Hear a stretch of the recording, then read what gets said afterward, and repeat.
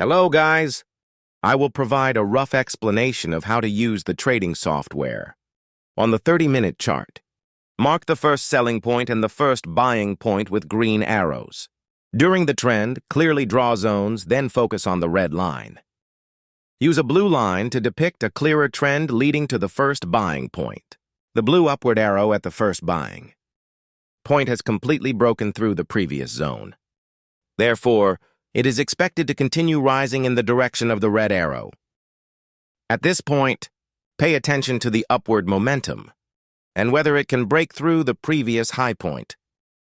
On the 4-hour chart, the red line coincides with the red line on the 30-minute chart. Drawing a clear trend with blue, you can see a very standard zone. Starting from the first buying point, the blue upward arrow has entered the zone from the previous downtrend. This indicates that there will still be an upward trend for some time. However, it is essential to monitor the strength of the subsequent uptrend and whether it can surpass the previous high point. On the 24-hour chart, the red line corresponds to the red lines from the 30-minute and 4-hour charts. The current trend is a 24-hour rebound, expected to follow the direction of the red and blue lines. This is the basic principle on which this magical software operates.